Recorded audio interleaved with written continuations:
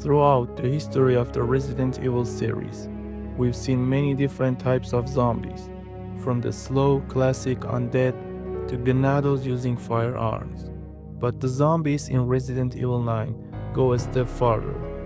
They feel like a smart evolution, not just for Resident Evil, but for the survival horror genre itself. In this video, we're taking a closer look at the zombies in Resident Evil 9, and why calling them classic zombies isn't that simple. This is Umbrella Labs, where we break Resident Evil down, piece by piece.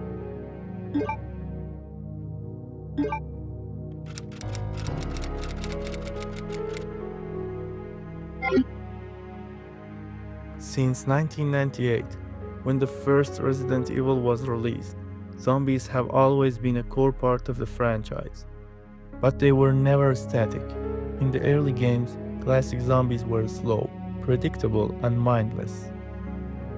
They existed to create tension and force resources management. That changed dramatically with Resident Evil 4. The introduction of the ganados replaced mindless undead with enemies that could communicate, coordinate, and even use weapons. Resident Evil 5 pushed this idea farther, turning those enemies into more organized threats through Wesker's experiments.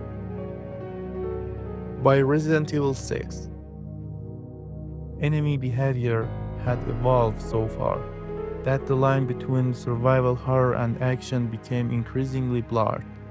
Even though Leon's campaign attempted to reintroduce traditional zombies elements, then came Resident Evil 7 and 8,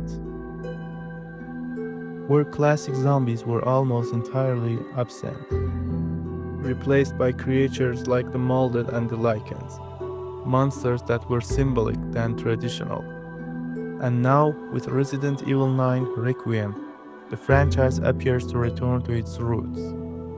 At first glance, these look like classic zombies, but they aren't. Unlike the original undead, the zombies in Requiem retain fragments of who they once were. Their past professions, habits, and routines still influence how they behave after infection. A former servant continues to clean mirrors. A butler still turns off lights left on at night. And the former chef or butcher handles weapons with unsettling familiarity. As if instinct never fully disappeared, if you look closely at their faces, you'll notice fear, confusion, and even sadness. They don't feel unaware, they feel trapped.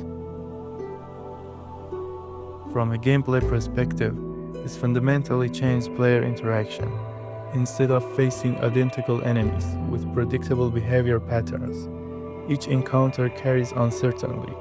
You're forced to observe, adapt, and react, rather than relying on muscle memories. In that sense, the zombies in Resident Evil 9 may represent one of the most meaningful evolutions in the series' history, not by abandoning the past, but by reinterpreting it. So what do you think? Is this the evolution Resident Evil needed, or a step too far? Let me know in the comments. This is Umbrella Labs. See you in the next video.